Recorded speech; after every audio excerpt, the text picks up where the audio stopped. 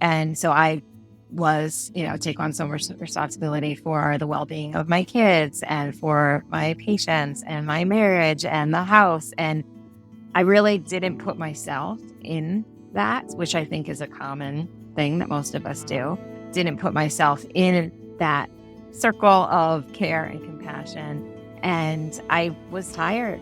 I felt really lost. I was physically, mentally, emotionally exhausted and lost, where like that anxiety was taking over and there was nothing. I felt like there was sort of no net to catch me. And that was a very scary part. It did not feel good. And that's when I started to turn to mindfulness. Hello, and welcome to the Fresh Perspectives podcast, where our intention is growing together and leading with love. I'm Peter Callahan, and I believe we each have incredible capacity to continue to learn and evolve as individuals and as a species, and bring way more love and a lot less fear into the world and our daily lives.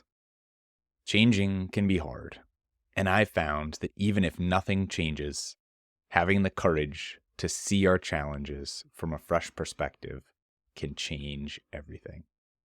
I'm so glad you're here. And I'm so excited to share with you today this conversation with my friend Amanda Votto. Amanda is a passionate teacher of mindfulness who believes we can all live an intentional, inspired, and compassionate life. And you may already know that I completely agree. She teaches a variety of mindfulness courses, including the 8-week Mindfulness-Based Stress Reduction course, MBSR, Mindful Self-Compassion, and she also leads retreats, workshops, and offers private coaching. Amanda is also a physician's assistant specializing in cardiology for the past 20 years, and she recently received her board certification in hypnotherapy as well. Amanda lives in Connecticut with her husband and 2 wonderful teenage children. And in our conversation today, you heard a little bit at the top, but you'll hear Amanda share some stories of her journey and each of our journeys really through mindfulness and meditation, as well as some discussion on silent retreats, which I don't think we've talked about too much yet, but are near and dear to me. Amanda bravely shares her journey with anxiety and being highly sensitive, how she found, and really the theme, I think, in many ways of this conversation, the resources and her approach to finding these resources and continuing to open up to different modes, different mediums and ways of growing and healing and working with what she was experiencing, just as, again, kind of our theme of this whole podcast. How do we keep caring for ourselves so we can care for each other? And a part of that is also self-compassion. So we really talk about self-compassion and talk a little bit about parts therapy and meeting our different parts with gratitude. So without further ado, let's jump in with Amanda. Keep it here. So thanks so much for being here with me today, Amanda. It is my pleasure. Awesome. Maybe we could take a few mindful breaths together. Feels good.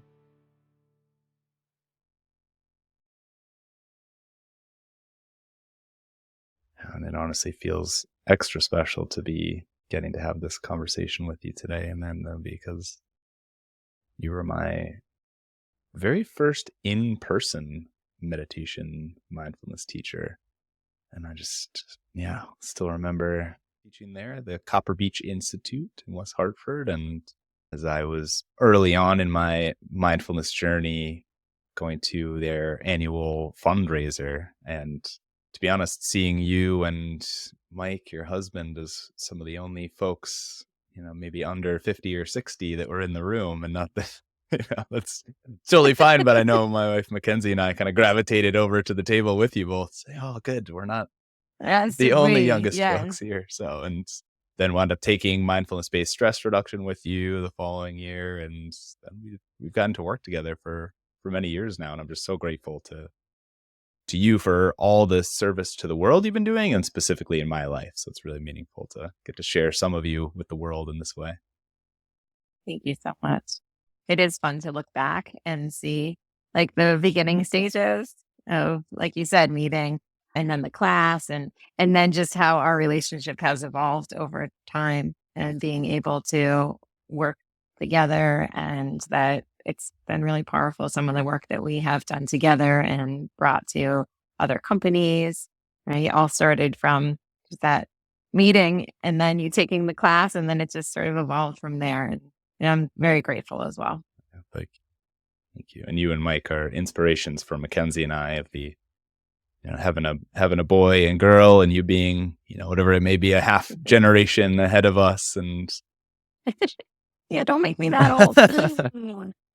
No, but it's true because Michael's 15 and Olivia's 13. So that's, you know, I know exactly the stage that you and Mackenzie are in. And there are so many beautiful parts to it. And there's so many parts that I was like, oh, this is really hard. yes, yes. And I think we'd both be on the same page here that life in general is often really hard. And a big part for me, one of the things you really taught me, one of the words that has really stayed with me since probably your very first class in the 8-week mindfulness-based stress reduction is allowing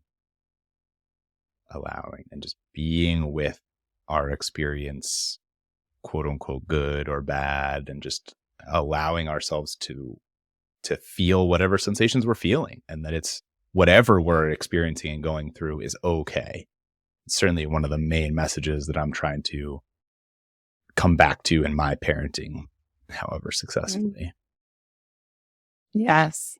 Yes, for sure. I think that allowing is something that, I had to learn as well. And it was so impactful for me to be in that stage of allowing life to be as it is, not clinging to the good and not pushing away the bad. Especially I feel like just with parenting in general and having children in general, like I don't know, I at least had this idea that it's like, oh, it's, you have the babies and it's so fun. And like this idealized version of like having a family and everything. I don't know. I mean, I knew it wasn't going to be all easy, but it just, uh, I don't, I wasn't prepared for the challenges, right? That came along the way. And so I had to really learn ways of shifting my perspective, being, understanding the story that I was telling myself, dropping expectations like that. Really, the catalyst for that was when I had kids, for sure. Right.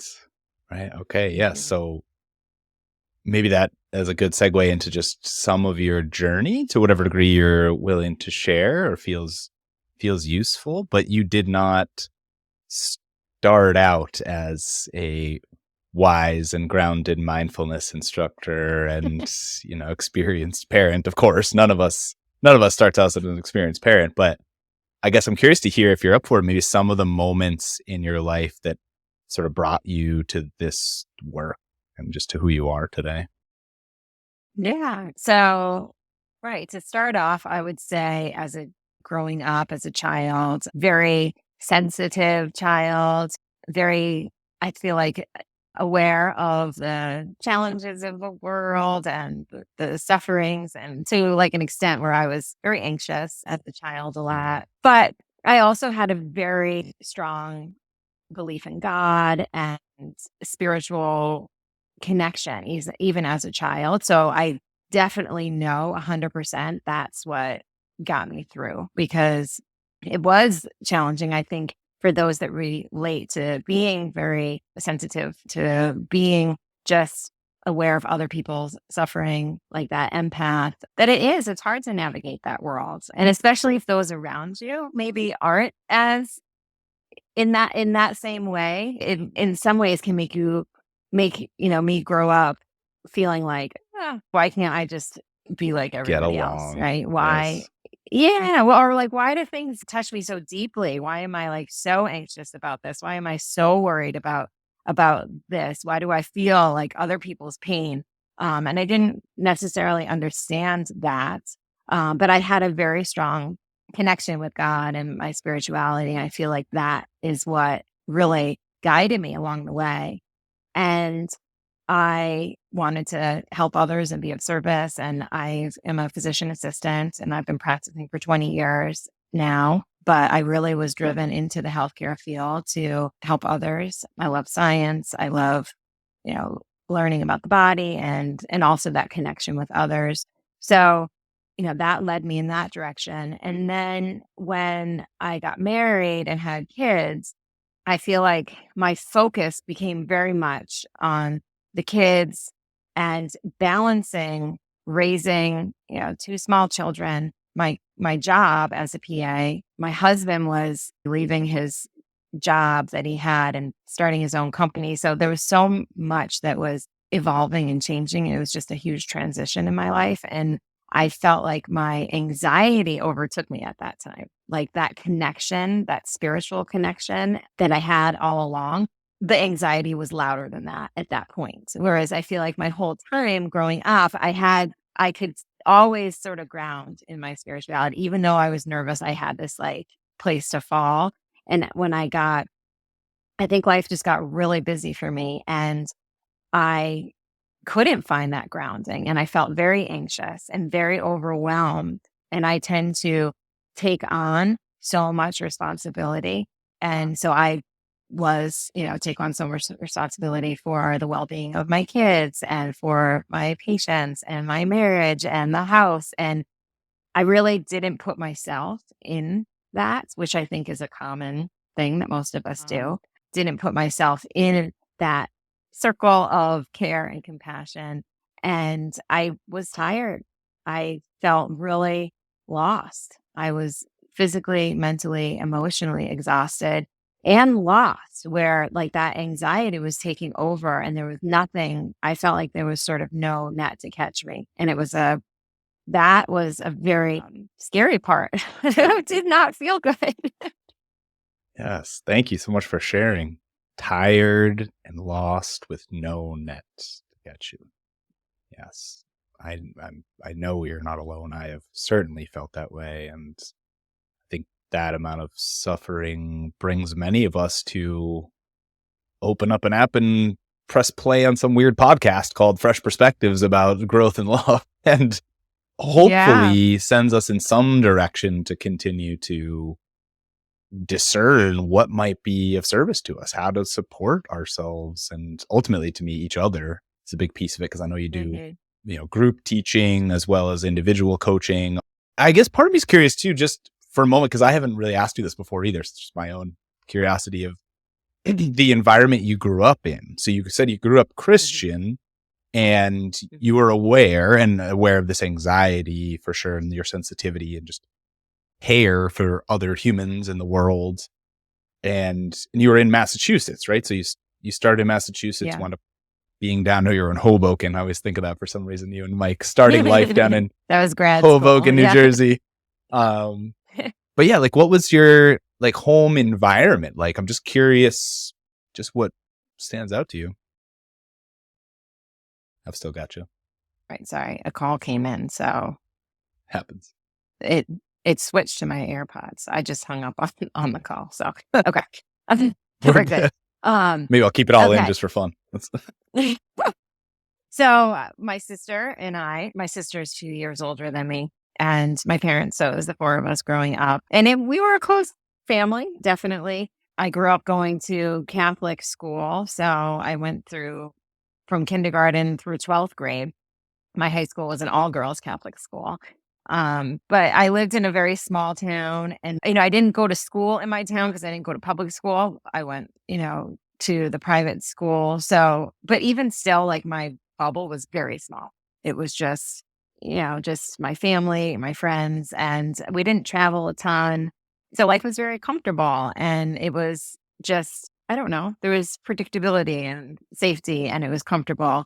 And uh, I wouldn't say either one of my parents are really like sensitive, empathic. I mean, they were very supportive and nurturing as best as they could be. But I had this very sensitive side of me, and it just never, I feel like it was never understood. It was never validated. It was only like minimized, like, oh, you're sensitive, or why do you worry about that? Just let it go. Or it was never celebrated ever.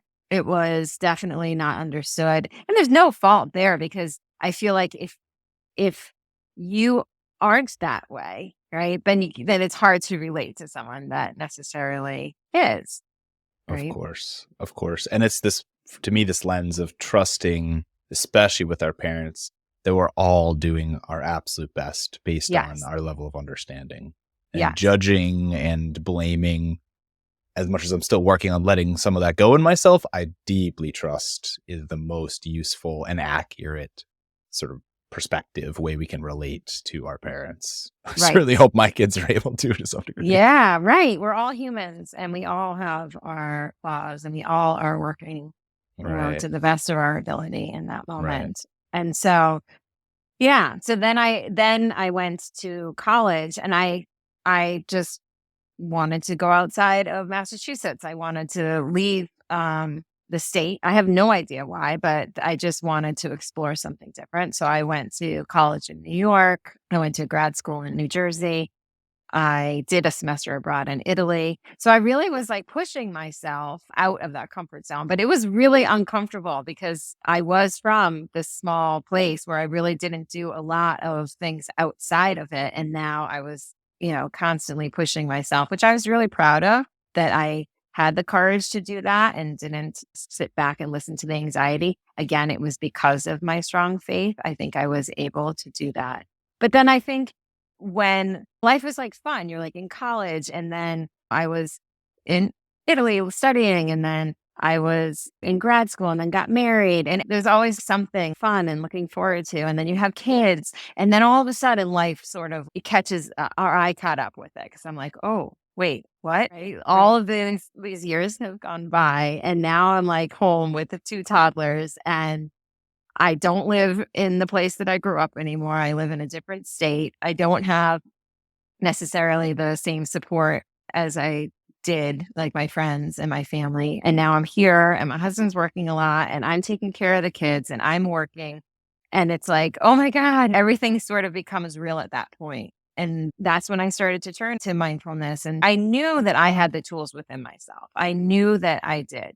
I knew that I needed guidance, but I knew that it still came from within me, the, guidance for the tools and therapy and all of that. But I knew that the healing came within me. But what I didn't know was that I was like opening up Pandora's box.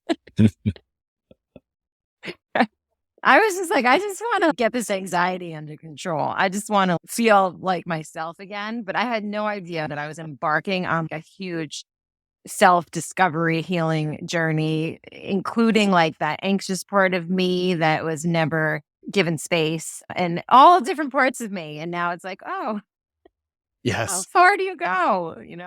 How far do you go? I think this is such an important piece to just pause on for a moment because I've had this experience in myself many times over these last 10, really 15 years since I've been intentionally taking in this messaging from the world, starting with kind of like the 7 Habits of Highly Effective People was one of my early doorways, and read Eckhart Tolle pretty early on too. And just there's so many audiobooks were a huge help for me. There's so many paths people can take, as we kind of referenced earlier, to start to do this work. But I think this point of as we start to have the courage and have the intention to turn toward ourselves, our inner selves and our challenges, it doesn't just get lighter and easier. It's pretty much the opposite for most people. Like, all right, great. I'm going to put some time and energy. All right. I'm going to focus my resources and do some healing. Why do I feel worse right now? Like, why? There's a lot of, the dark cave is often referenced in our shadows, and just these wounds you spoke to. A huge part of my experience growing up was not feeling seen and understood. It was not my parents' intention. It's just what occurred. And it created a lot of wounds in me that have been fascinating and challenging to begin to understand and explore and learn to relate differently to. I'm not sure I believe in total healing, but doing some degree of healing those wounds and turning toward them, and how challenging it can be. Yeah. So how did you start? What were the early steps for you? Yeah. Well, okay. First, it's like I want to Sure. Please, say, please. just because I don't want like people listening and be like, oh my God, what am I doing? Should I Thank you. not even Yeah. go there? Which is not, because I would not change anything Same. at all. And I think that when we are ready to do certain levels of healing, like we're prepared, right? And we have the resources. The places that I am healing within me or meeting within me now is not where, a couple years ago I would have, because I didn't have the resources then. But I would say the benefit is something that there's no word. I can't put a word on it. So that's why I just want to insert that there. So it's not to be afraid to do the work at all. It's not to be afraid to get to know who you are. Yes, there's parts of ourselves that we maybe have been avoiding because we just don't understand them. So there is that fear there because we don't understand and we're afraid of what we might find. But there really is nothing to fear. Even that part that's afraid is just a part of ourselves, right? And Yes. so the more that we have curiosity and the more that we are seeking to understand ourselves, the greater the love that we experience and the acceptance that we experience. And it makes all of the challenges just like this abundance of gratitude for them, because that's how, we've really learned who we are. Thank you. Yeah. It's a Okay. central point. So, how like it started, is that what you? Well, I was thinking it could be helpful. And again, I really appreciate you calling that out. And it speaks to what you were saying before, is that you had the sense that I have everything that I need Mhm. already. It's just opening myself up to what's already in me. And so I Yeah. think that matches perfectly with what you said.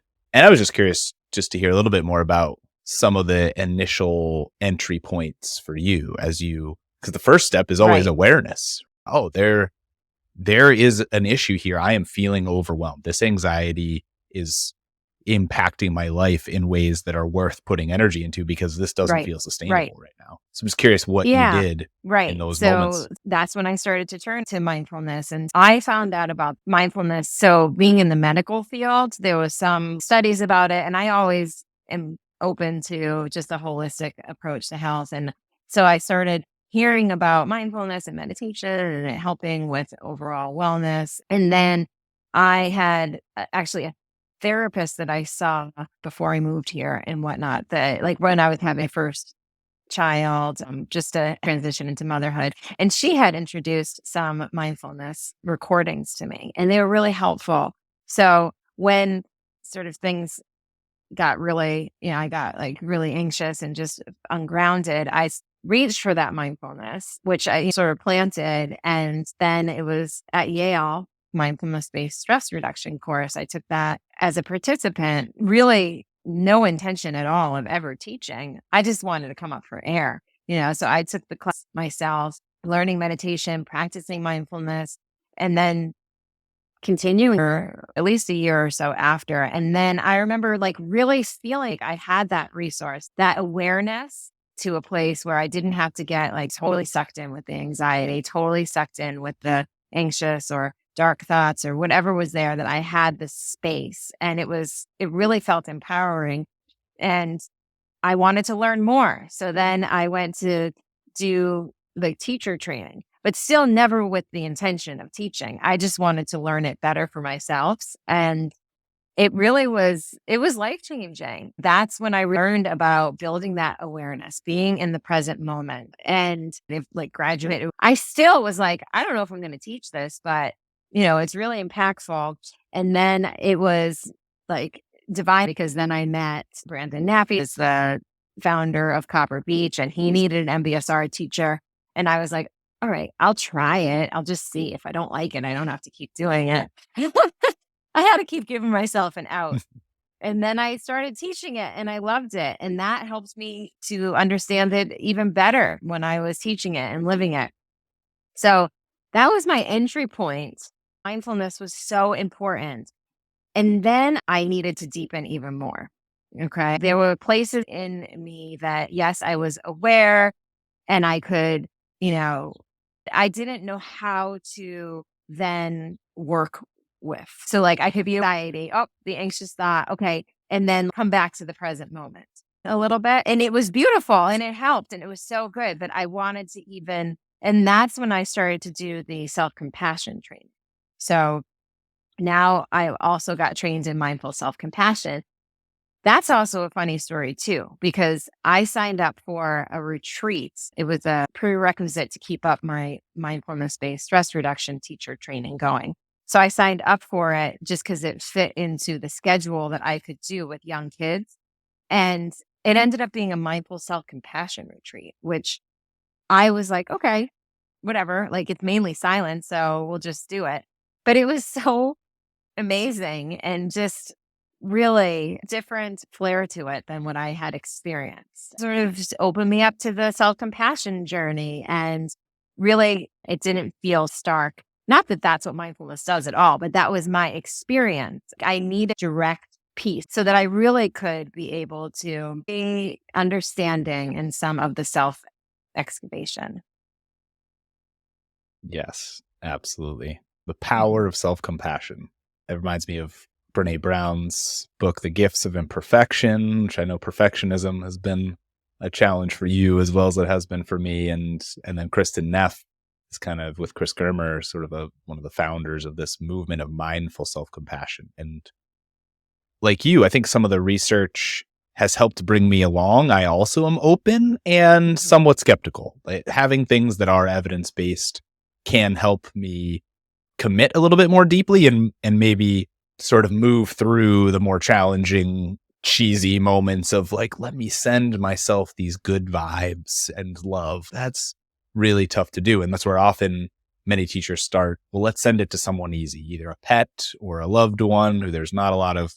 complexity around, so that we can begin to access this warmth as you're speaking to. And I have found it totally life changing. And to me, it's really, for most of us in our culture, an essential first step into this healing work is understanding, kind of as we were referencing before, we all come by what we come by honestly. We're all doing our best to be good humans, good colleagues, good partners, good parents.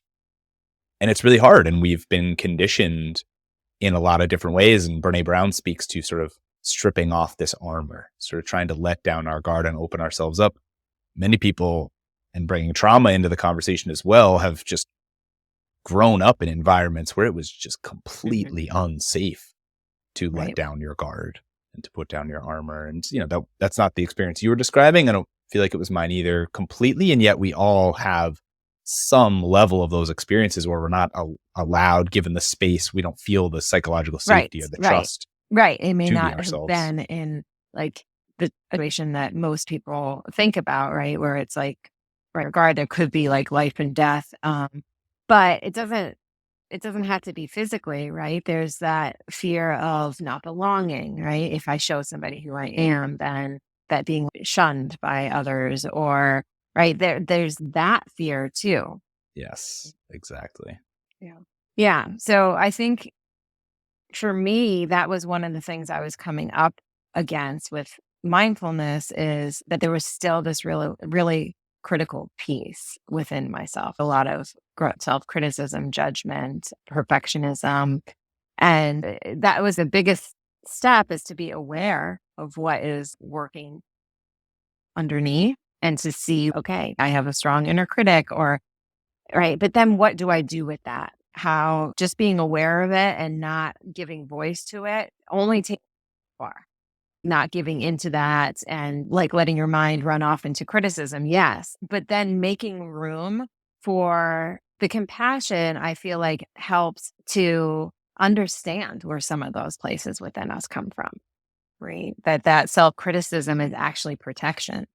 Right? That self-criticism, that voice, like, "Oh, don't do that, you're gonna fail," or, "Don't show your vulnerability, what if they leave?" Right? It's protecting us from abandonment, from failure, from being rejected, unloved, but that's not necessarily the case, right? We're adults now, and we can make decisions and take risks, and so that's really, understanding that self-criticism and perfectionism, where it was stemming from, and really being able to explore it with curiosity and with really trying to understand, opened up. It opened up a whole different world within me. Right. Yes. Yeah, Hmm. that curiosity.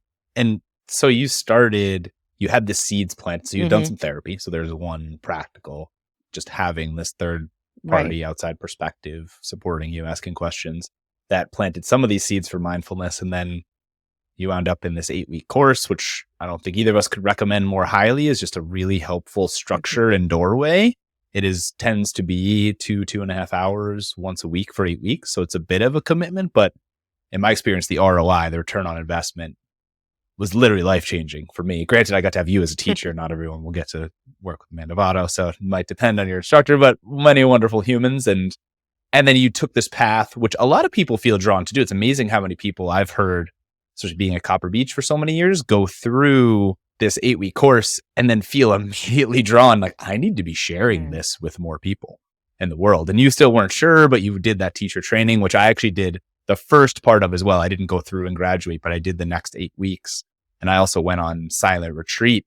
And I'm curious, since I haven't talked about it yet on the podcast, maybe you could describe a little bit your retreat experiences. What is a mindfulness retreat? There's lots of different versions, but just the ones you've been on and what that's like. Yeah. So the ones that I have been on have been silent, anywhere from 5 to 7 days, which sounds crazy. And I know, like, some people that are listening that, you know, don't meditate or have a daily practice, but have never done anything like a retreat. That sounds insane. And that's what, honestly, when I learned about the teacher training path and that one of the prerequisites was doing this retreat, I'm like, what?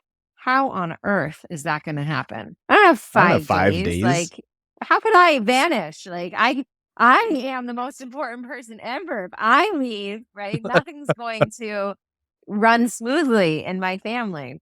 That was an amazing lesson because that was the story that I was telling myself that I had to keep it all together. That I was the one that had to, manage the kids and the house and blah, blah, blah, all this stuff. But I really wanted to explore. I was curious enough. So I did it and the world kept going and the kids were great and my husband did amazing. And I left for 5 days. I went in Massachusetts to Insight Meditation Society, IMS.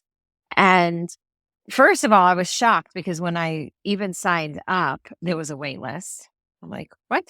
There are really this many people wanting to go to a silent retreat. Then I get in and I go there and there was like over 100 people, which blew my mind because that world I just was not part of. I had no idea that people were doing this and that could escape from their life and do that. I mean, that's such a privilege to be able to do that.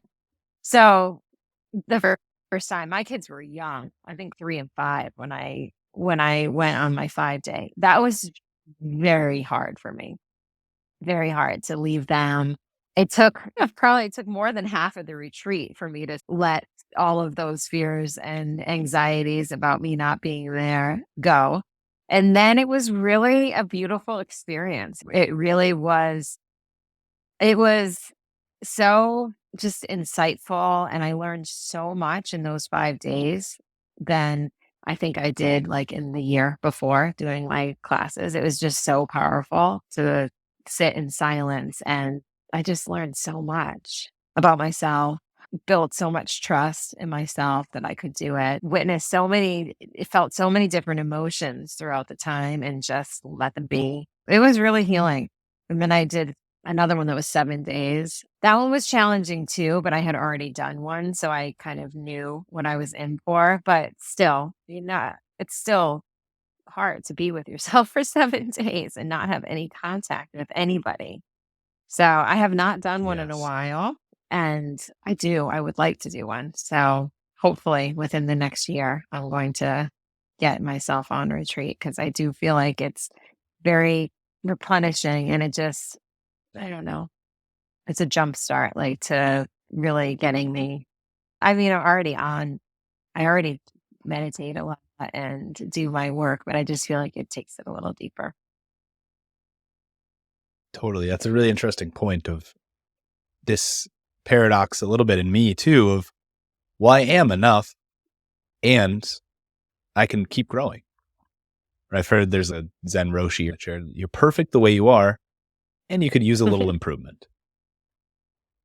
Just holding both of these and feeling, to me, this is one of the reasons that I love meditation practice, and one of the greatest challenges for me, is trying to let go of as much of the conditioning and the messages that I've taken in over 36 years of life, and try and actually listen. This the cheesy way of saying it, listen to my heart, really listen to my intuition, my authenticity, and trust where I feel drawn and called to. And I'm just getting back a few weeks ago. I went on a 7-day retreat at Insight Meditation Society. So there's lots of other retreat centers. That tends to be both of our favorite one, I think. I love going up there. It's a wonderful place, some great woods to go hiking in as well. And to our conversation earlier, I came back, and then we had our second child, our son Leander, 2 weeks later, which in retrospect was not the most skillful decision on my part. I really went at that time because there was a teacher I wanted to go see, or in Sofer, and I wanted to have the retreat before there was another child here. So it was the longest I'd been away from my daughter Claire, and I trusted between Mackenzie, my wife, and grandma who we live with, and others, there'd be enough support. And yet it really cracked me open in a lot of beautiful ways. It wasn't as challenging as some of my past retreats have been, or as uncomfortable. And yet I was far more sensitive than I realized, as every teacher warns you about at the end of retreat. Like, you're going to be really sensitive and your heart's more open. Especially, this was a metta or loving kindness retreat. So I spent 7 days sending myself and all beings love. And to your point from earlier, I came back into a world where that's not the energy that we're all living in all the time, as much as I'd like it to be. And I'm hoping this podcast makes that true. Of course, that's my main intention. But to be able to discern, as you were just speaking to, what's right for me next? Like, how am I doing right now? And where am I feeling drawn? Where am I feeling called? And how to go about sort of holding these tensions, these paradoxes, and making a decision as to what do I want to commit to and continue to move toward without letting go of everything else in my life and just becoming a monk. That isn't what I feel called to. That's not what I'm called to either. And I think sometimes it's important to recognize that there are periods of confusion too. Even on this path, we can get these great insights and we can feel really inspired and teach or just do whatever it is that we just feel inspired and alive. And then we can go through periods where we're just like, I don't know what my next step is. And can we also make space for that too? And trust that there will be clarity at some point, but we just keep doing what we're doing. And even if someone's going through a hard time, the trust that is also right. That's just there are your moments and where you're at right now. And it actually could be the biggest catalyst. If I had been able to tell myself years ago, when I really felt that ungrounded, lost, like anxiety took over, if I would have been able to tell myself at that point, hold on tight, there's a beautiful life that is coming. You're going to have to work for it, but it's coming. And, I think honoring whatever space we're in now, even if it's not where we want to be, or even just that there's always a purpose for it. And we just set our intention and just keep moving forward. Faith. Yes, that faith that we are on the path and just keep doing our best. And I'm hearing you sort of speak to be honest with ourselves and acknowledge. And I find it really challenging still to be okay not being okay. I work with a meditation coach. It's been a little over a year now. I've been working with Ray Hausman is her name. She is wonderful. Actually lived at Insight Meditation Society for a while, and just a deep practitioner and wonderful person. And one of our early sessions, I was describing how challenging I was finding, a certain relationship and situations in my life that in most ways is absolutely beautiful. And I'm incredibly grateful. And yet these challenges come up. I get frustrated. I want things to be different. I want people to act differently than they are. And I was describing this to Ray, and she said to me, I'll never forget, she's like, yeah, Pete, it sounds like you really don't like when things are unpleasant. Yeah, who does? Like, yeah, I'm a human. Do you have any other insight for me? It's just to be able to, this cliche comes up all the time, get comfortable being uncomfortable. And yet I still find, Amanda, after a long time of practice, hopefully a long way to go, but that it's there's still a bunch of resistance, and I just want to feel happy and good all the time. And I can get frustrated even with the awareness that I have the cognitive awareness. It's okay. I'm feeling anxious, angry, frustrated, exhausted, whatever it is. And that's okay. And I'm allowed to. And as long as I survive through the night, I will wake up tomorrow and get to try again. And yeah, I'm curious how you work with that, or if you find you're just always at peace with No, the no, and discomfort that you're no, experiencing. not at all. Yeah. So I had mentioned that I went to therapy years ago, but I also am doing therapy now with IFS, so internal family system.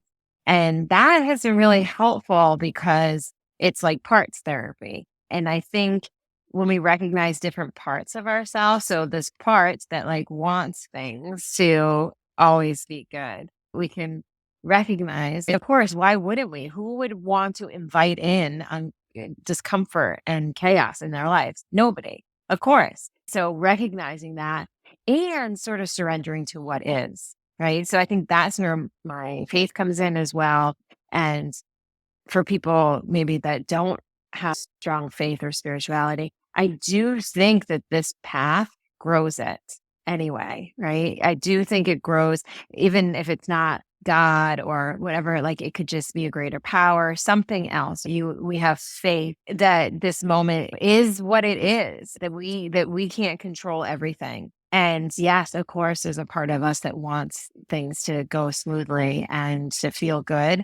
Yeah, right? And validating that part of ourselves. But then there also is this bigger, like self energy, this bigger part of us that knows that no matter what we're feeling in this moment, that we are connected and whole and we can, ride all the different waves.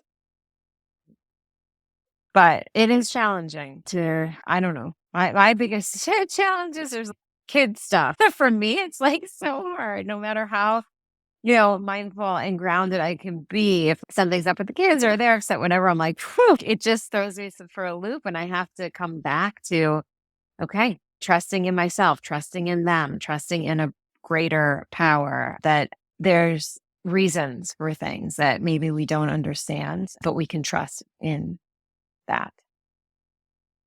Agreed. Yeah, absolutely. Absolutely. I'm curious if you're open to it. It might be helpful to hear just a real life kids example here, because even from my perspective, you have two of the most Hmm. amazing human beings, Michael and Olivia, who you are raising, and there's a little bit that I've gotten to know each of them. And so I'm just curious, yeah, what's come up? Maybe some situation that you're willing to share that doesn't feel Let me see. So my son he's 15. He's very confident and he wants to be like, I don't want to say like good at everything, but he just tries. So he does really well at school. And I think it's coming from an authentic place. I don't think it's like perfectionism, which was a lot I of was like wondering me that. growing up. I Yeah. was like straight A student, like president of my class. Like there was a lot of like sort of something else behind it. There was authentic for 100%, but there was also some else behind it. And for him, there could be something else behind it too. But I do feel like he is very confident in who he is. And so, yeah, so I think it's his first year of high school. He's just finishing up now. And I think it was an adjustment for him. The classes were harder. He's used to things coming easily. He also plays 3 sports. So every season he was in a sport and he works really hard at his sports and wants to work to the best of his ability. And I think he's been overwhelmed at times. And for him, he doesn't come out and say it as much. I feel like, I don't know, with boys, it's a little harder. And I don't mean to generalize at all, but it's just, yeah, That's right. our society. You're right. As much as you're Right. trying to It's teach like other a little things, harder it's the to water we're express swimming in. through their emotions a little bit. So I think that has been sort of on my radar this year, like staying connected and reading between the lines and just even when he's not sharing stuff and really showing him like how to deal with overwhelm in a healthy way, right? How to not just, manage his time, and though that's a very important skill, but also how to communicate, how to express yourself, how to be okay with not being okay at times. Right. So what will you say to him? How do you describe it to him? What's your So I'm Yeah. asking for a friend. How do you?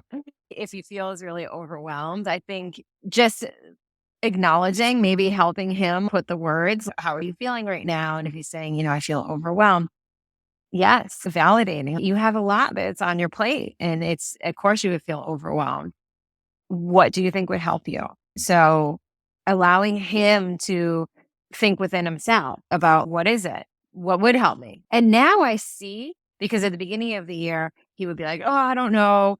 And I say, let's just go outside. Let's go outside. Let's just walk outside for a few minutes. Right. And I would take deep breaths and walk outside. And he'd be like, my mom's crazy. And we would just do all that. But now, honestly, I see him when he's like studying, and I know he doesn't necessarily want to be studying civics or whatever it is he's studying. And he will go out and he'll like throw the lacrosse ball for like 10 minutes. I see him going out doing that and come back in, and he's totally shifted his energy and he's back at it studying. So whether he realizes it or not, he's learning ways to support himself. So yeah. And I think that has been on my radar because I think it's very easy for kids in general to get overwhelmed. The last couple of years have been crazy for everybody, but someone that takes a lot on their plate like he does, I just want to be sensitive to that and just let him know he's not alone in that. Yeah. And my daughters are totally different. She's just different, she is more like in touch with her emotions and sensitive. And that is, yeah, I don't know anything specific necessarily that I want to go into, but I think it is like keeping that conversation open and letting her know that I am a safe place, a non-judgmental place to land, and that she's funny because she'll be like, I don't want your advice. Like, I just want you to listen, which I think is so beautiful. I never learned how to say that to somebody ever. Yes. Like, she knows what she needs. Yeah. And it's what most of us want almost all the time. There's a great YouTube video, the nail in the head video, if anyone wants to Google it. And it's just like a minute and a half of this woman with a nail stuck in her head, sitting on the couch with her partner, who's trying to convince her to take the nail out. And she's just asking him to listen. And it's this very dramatic example of exactly what you're describing. Please stop trying to solve the problem. Yeah. I just want to be heard. And it's what we all want most of the time. And I'm hearing you creating the space for your children as intentionally as you possibly can to say, I'm just here to listen. I care. And I'm still your parent, and I care so much that I'm going to ask you some of these as I would think of it, because I try and be really conscious of not putting on my coaching hat too often or too firmly. And yet those directed questions of, well, what my favorite, what do you need? Right. I have no idea what I need. Okay. Well, what are 10 things you could try out, and then be with that experience and see how it helps. And I heard a couple of things there of both going outside and being in nature, which I'd love to hear you talk more about, because I know that's a big piece of it for both of us as well, as nature. Mm-hmm. But then even just moving your body and in shifting. General, getting up, shift, doing something different. Yeah. If you want to feel move a muscle, change a thought. And like normalizing, but we can get stuck energy. We can feel overwhelmed, and it lives in our body too. And, we think it just lives in our minds and all the overwhelming thoughts, but it's in our body, right? We can move them. We can shake them.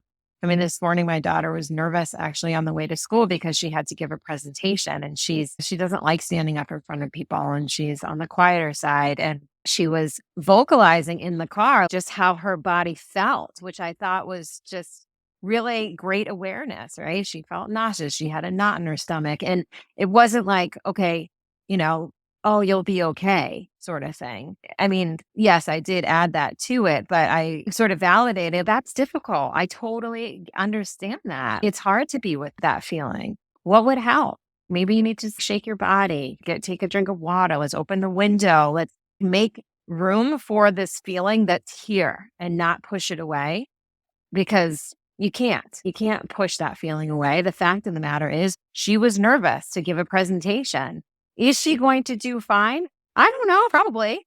Probably. But what's more important is for her to have those experiences, even though they are so challenging. And as a parent, we don't want to see our kids be so uncomfortable and get so anxious. But again, if she can learn how to be with it without pushing it away or whatnot, she'll be better off in the long run, even though it's hard at 13 years old to feel like you're on the verge of panic. But just to be with that, and for me not to jump into the river with her and get panicked as well, but to just be that sort of grounded, safe space that believes in her ability to handle difficult things. And then I'm curious to see how it went today. But I know, regardless of how it went, she will know that she did something difficult being with. And how many people can honestly say they have people that can totally just be with? No judgment, no fixing, no analyzing, no offering advice, but just witness. Just hold the space for somebody in a loving way that you don't have to do anything, just being there. As a parent, I try to do that, but my daughter calls me out when I don't. I don't want your advice, but I love it. And I didn't take offense to it either. I don't want your advice. I just want you to listen. And I immediately stopped talking. But had I not done the work, I'd be like, what do you mean you don't? Like, don't tell me to stop talking. It would have just been different. And I don't know. It's beautiful. That is like true love and compassion for another person when you can just to take space, hold space, take yourself out of the equation, all like your needs to, my own need to like fix or to understand or analyze and just be there. And to just care. It's so hard with people we care about, especially when we can see some path, some activity. Often it feels like I know exactly what you need in order to feel better. And yet it is completely useless to try and jam that down your throat right now. And what will actually support you. This is, to me, one of the hardest lessons still to learn that I think, our society is just not giving us messages around, because most marketing and advertising is telling us, well, we have the answers for you. Here you go. Buy this and you'll feel better. As opposed to social support is what the research speaks to, like having others around you who you can be as open and vulnerable with as possible and just feel seen and heard, to your point about underlying needs. I actually remember I took the mindful self-compassion course with you at the beginning of COVID. So I wound up doing, I was signed up in person. I wound up being on Zoom. And I was at this phase in my own practice and growth where you and your co-teacher were speaking to or asking, all right, what do you need? What needs do you have? And I was at this point where I would say, I don't need anything. And it was from a place of abundance. I already have everything I need, but I was missing this piece of universal needs. And we all have.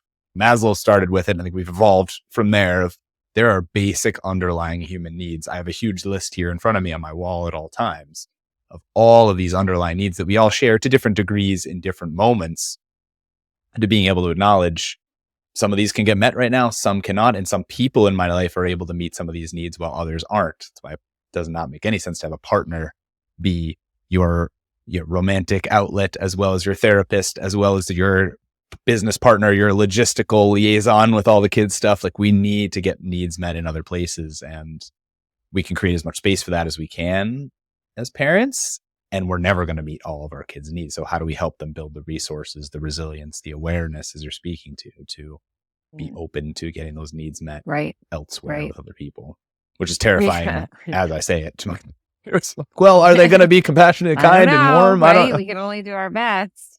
No, but I do think that strong independence. I don't need anything. That's a trauma response. That's a learned behavior, a protective pattern, because I have that within myself too. This like, I can take care of myself. I don't need anything. It protects us from being vulnerable with others, from being connected. So not what we're talking about with having everything we need within us, right? But we also need that connection with others, and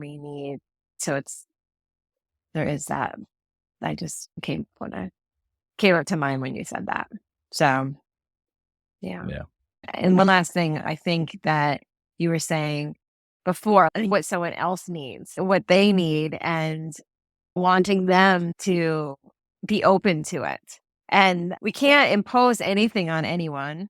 And I believe that the work that we do individually with ourselves is ultimately what helps others. So that feeling of wanting to tell people, oh, you should do this, or I wish that you would feel so much better if you did this, they're not going to receive it in that place. But I think living from example and being open, and that if they do want to ask questions or seek advice, then you do, but not preaching or wanting something for somebody that maybe they're just not there yet. They don't want that. And that's if they don't want it, then there's no point. Yes. This has been one of the hardest lessons for me on this journey of growth myself and becoming a coach and feeling like I have some license to give advice and really continuing to live into this trust, as we've been talking about, this experience of the greatest thing we can offer is space and caring. And